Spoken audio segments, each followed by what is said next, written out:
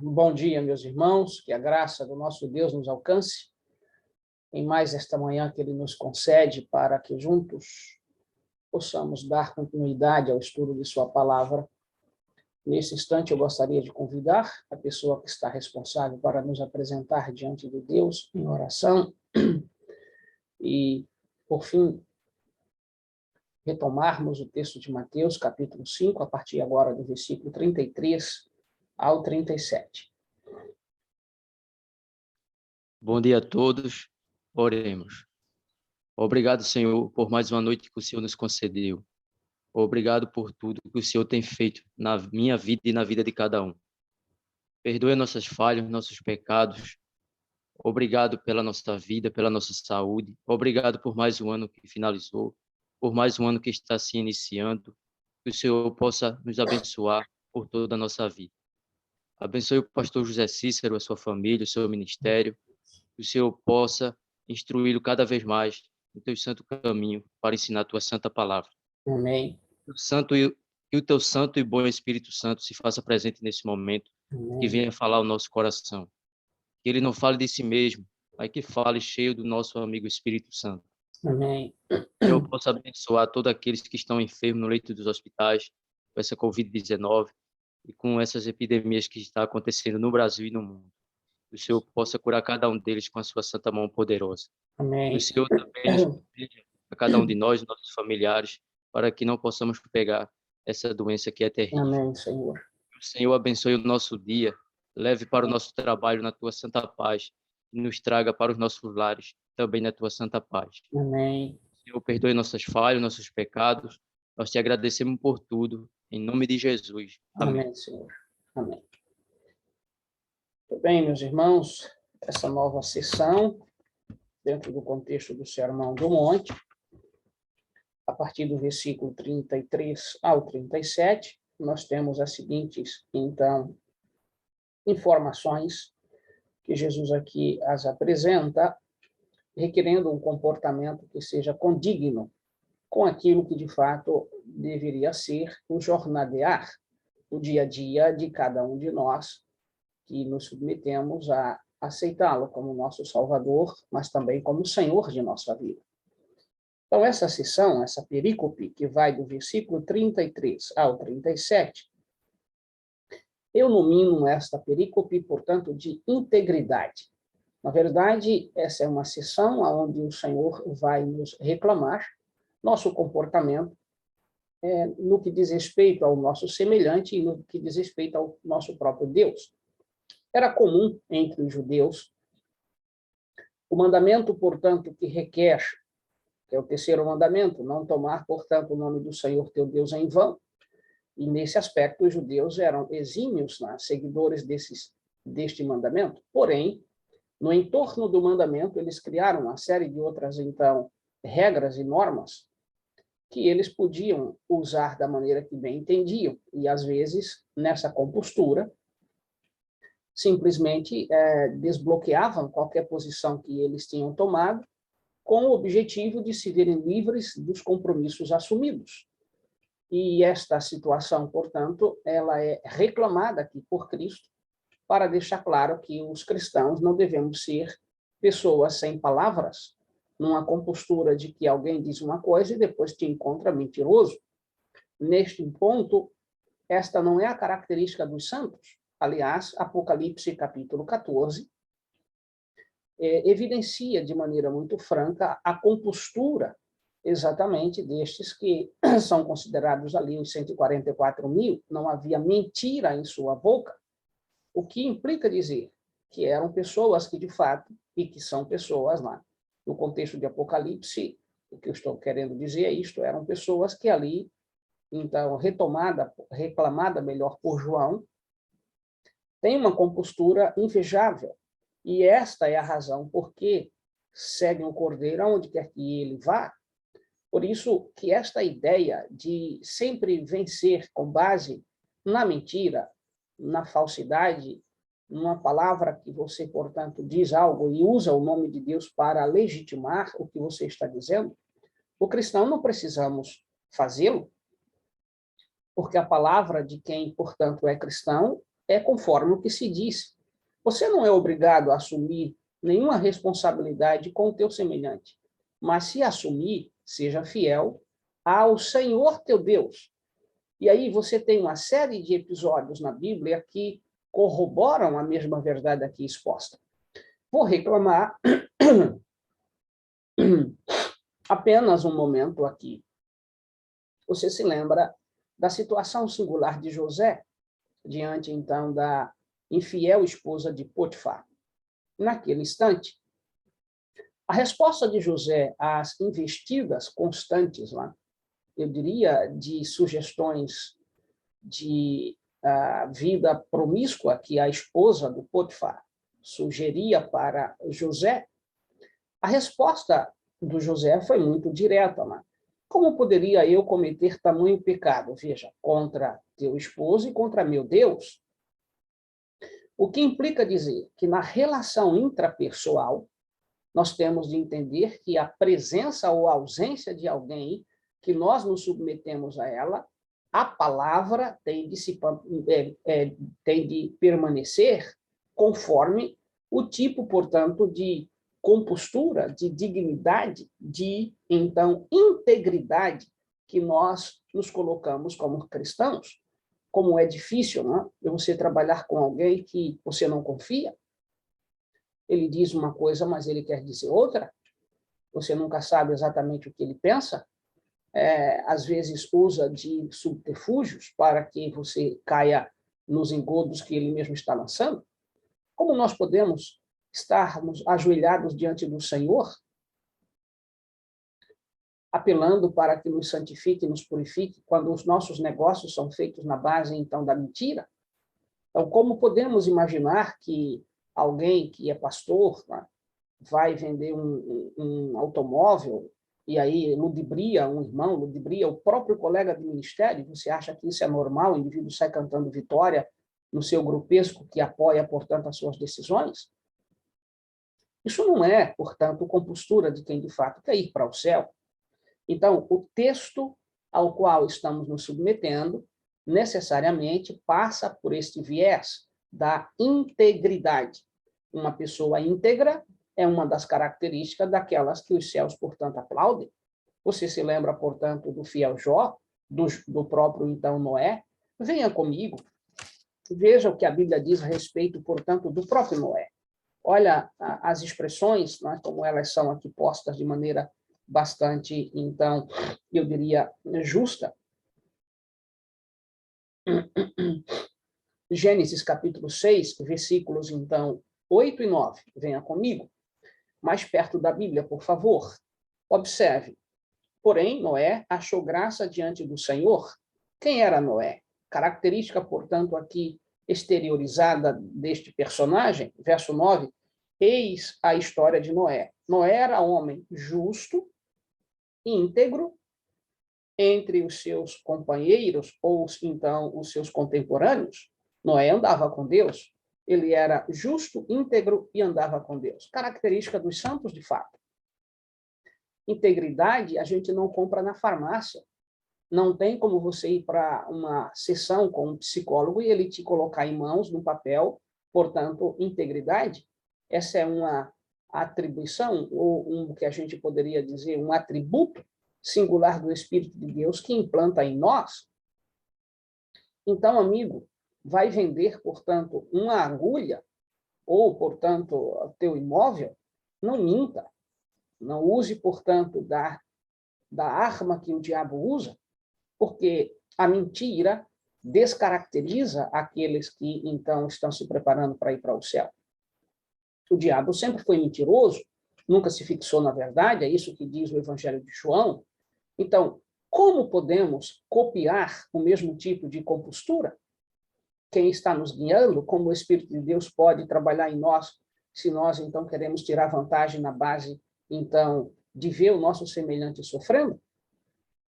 É comum para o mundo lá fora fazer a maquiagem na venda de um produto. É comum, né, você encontrar esse tipo de coisa, mas há também muita gente honesta que o que ele está te oferecendo é conforme o que ele está te dizendo. Ele não mente, ele não esconde. Agora, imagina para nós cristãos, numa situação desta, que na hora, portanto, de nos desfazer do que é nosso, daquilo que Deus nos deu para administrar, nós agora usamos o nome do Senhor em vão, assim como os judeus o faziam, né? Querendo se ver livre dos seus compromissos e, então, de suas responsabilidades, criaram normas para isentá-los do que havia sido assumido. Não é assim, amigo?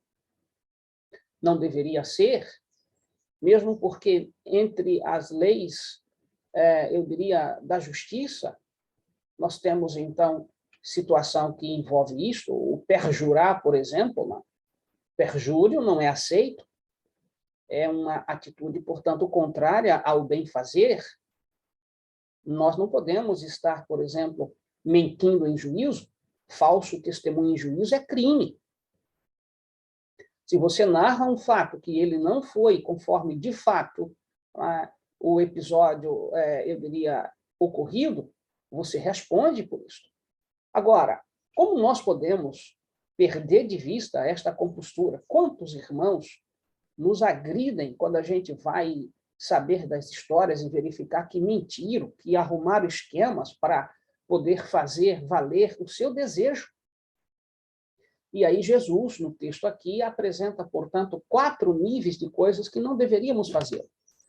Desculpem, a câmera aqui deu uma balançada terrível.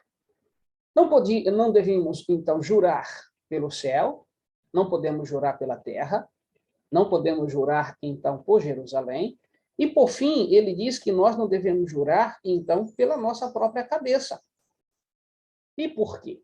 Qual é a razão? Vamos ler para que entendamos isto e alargar esta compreensão com outros textos bíblicos que, então, ampliam a percepção dessas verdades aqui. Venha comigo, mais perto da Bíblia, reitero, Mateus capítulo 5, versículos 33 ao 37. Também, ouvistes que foi dito aos antigos, não jurarás falso, mas cumprirás rigorosamente para com o Senhor os teus juramentos. Eu, porém, vos digo, de modo algum jureis, nem pelo céu, por ser o trono de Deus, e agora vejam, nem pela terra, por ser estrado de seus pés, nem por Jerusalém, por ser a cidade do grande rei. E, por fim, nem jures pela tua cabeça, porque não podes tornar um cabelo branco ou preto. Seja, porém, a tua palavra sim, sim, não, não. O que disso passar vem do maligno. E, de fato, por que nós precisamos usar os céus para respaldarem nossa decisão, visto que os céus não vão poder nos apoiar diante de nossas mentiras? Quanto o nome de Deus é tomado em vão, mediante, portanto, esse tipo de negociatas baratas entre os que se dizem cristãos. E aí vem o detalhe, Jesus está dizendo, olha, os judeus, na verdade, Jesus está repreendendo essa compostura aqui, dissera exatamente isso para corrigir esse detalhe. Fixos no mandamento, não dirás falsos testemunhos, não tomarás o nome do Senhor teu Deus em vão, esses 2 mandamentos se convergem, porque o elemento aí é não tomar o santo e torná-lo profano. Você, então, se apercebe que Jesus está repreendendo esse tipo de compostura, porque ela, de fato, não pode ser, ela não torna o discurso, a fala poderosa, porque você chama para a presença do seu discurso algo que é sublime. Juro por Deus que eu fiz dessa forma. Bem, eu não preciso usar isso, minha palavra é esta mesmo. Se eu disse que eu fui, eu fui. Se eu disse que eu não fui, eu não fui. Se eu disse, portanto, que faço, será feito. Se eu disse que não farei, não adianta, que eu não vou fazer. Sua palavra deve ser, portanto, assim. Agora, observe um detalhe, aqui. O chamado refluir. O que é refluir? Explico. Suponhamos que você, então, alguém te apela para fazer algo e você, portanto, tem 2 maneiras de responder a este apelo. aceitando-o de imediato, e aí você diz sim, ou você diz não. E lá, depois de algum tempo, você reflui, isso significa recua, né? Reflete. Como você disse não, você pode dar o sim. Mas veja, mas você não está mentindo, você não é obrigado a assumir um apelo que alguém te fez. Você diz, não, não vou fazer. Mas mais tarde você reflui, você reflete, você então intui, você então faz deduções do que poderia causar dificuldade por você não fazer e por você fazer. E, ao dizer não, não há dificuldade de você, portanto, assumir e dizer sim. Agora, ao dizer sim, faça.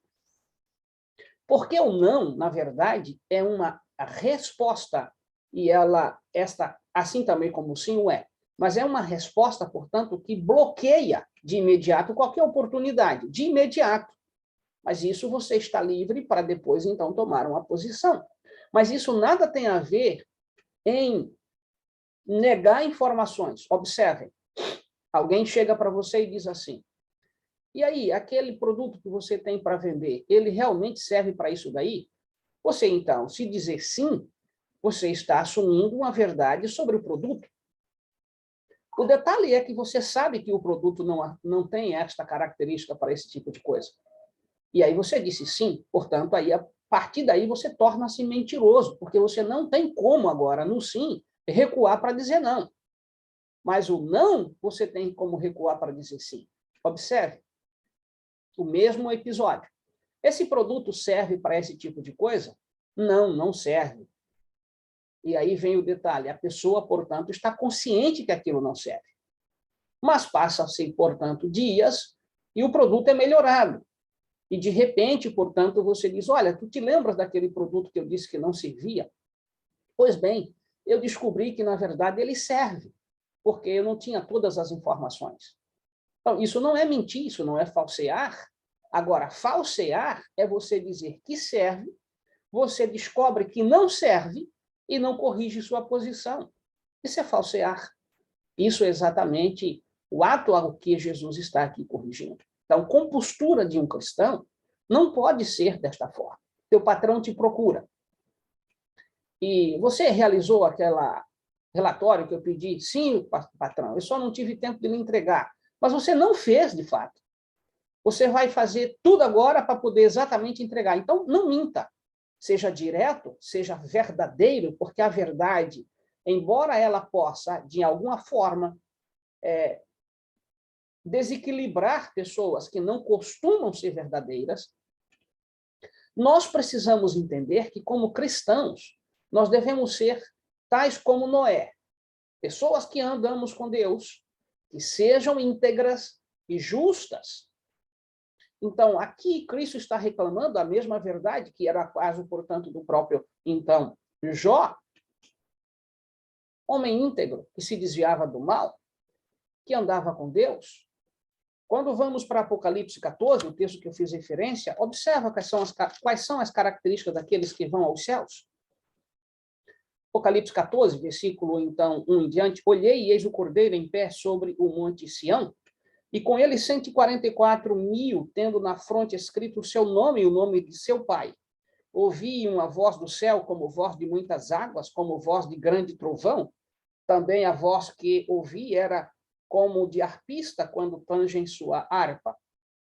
Entoava um novo cântico diante do trono, diante dos 4 seres viventes e dos anciãos, e ninguém pôde aprender o cântico, senão os 144.000, que foram comprados da terra. São estes os que, observem, não se macularam com mulheres, porque são castos, são eles os seguidores do Cordeiro por onde quer que vá, são os que foram redimidos dentre os homens, primícias para Deus, para o Cordeiro.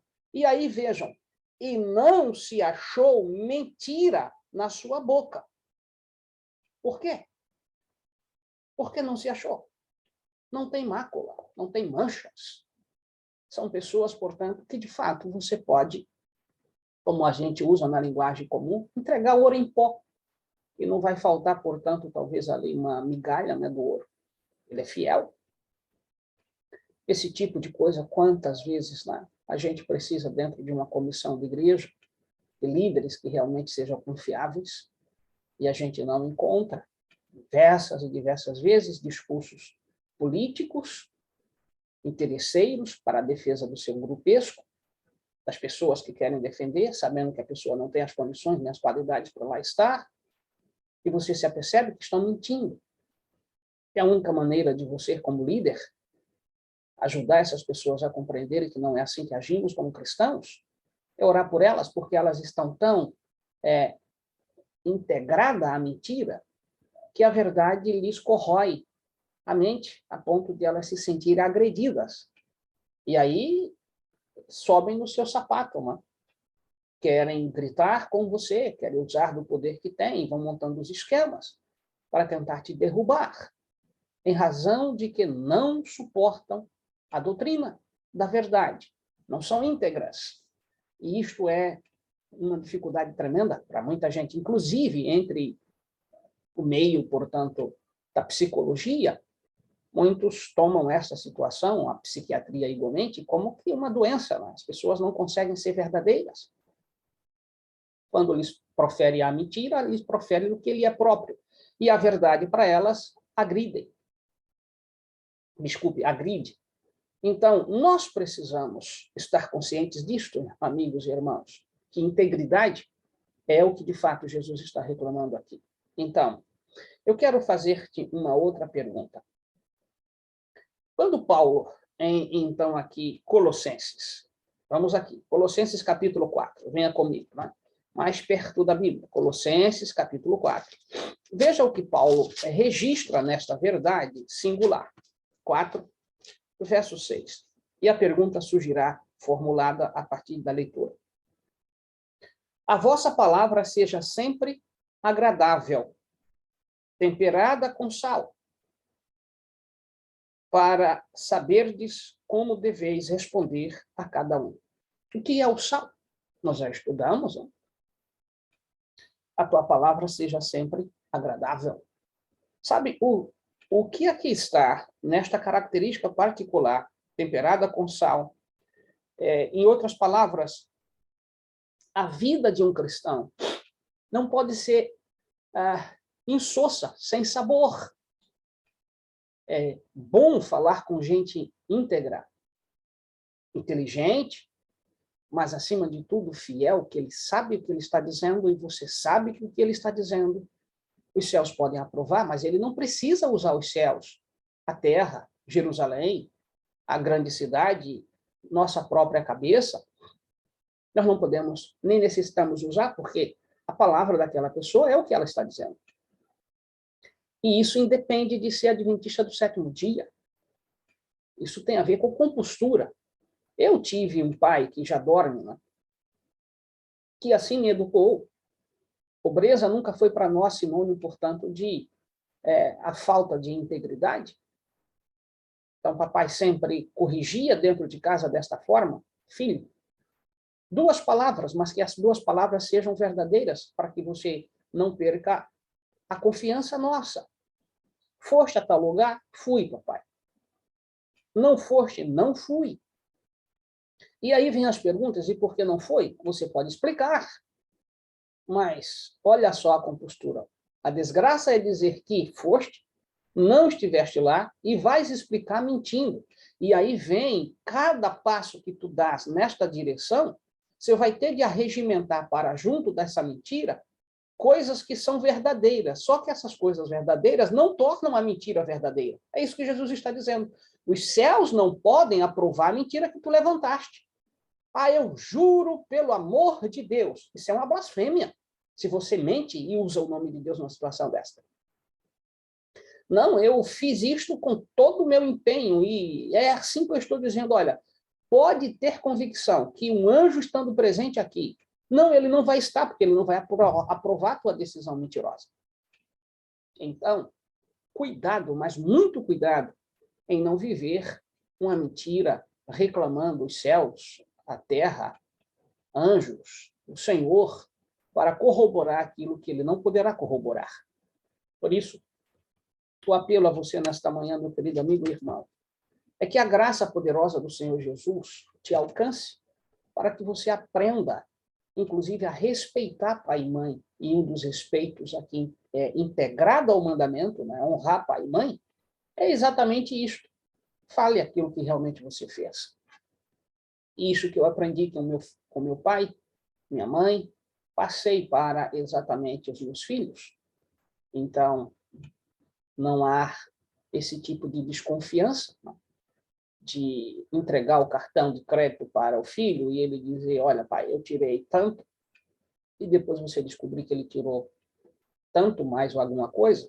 É mentira. A mentira não prevalece. Ela vai ser destruída pelo poder do Evangelho. E aqueles que igualmente se envolvem com esse tipo de compostura também serão destruídos. Só entra no céu, amigo, gente que de fato tem sido modificada pelo poder do amigo Espírito Santo. Que o Senhor te use, que dê a graça de você ser fiel, íntegro, né? É a seção que nós lemos do versículo 33 em diante. Integridade é o que o Senhor reclama para você nesta manhã, e que essa integridade exista no relacionamento entre pai e filhos, esposa e esposa, empregado e patrão, pastor e membro, né? Para que nós vivamos, de fato, verdadeiramente aquilo que o Senhor requer. Vida santa. Que tua palavra seja sim, não quando não. Eu desejo, igualmente, a minha prece. Vamos orar. Querido Deus, que a tua graça continue sobre nós, que teu Espírito nos capacite, que possamos avançar pela fé. No poderoso e santo nome de Jesus, suplicamos-te. Amém. Ademais,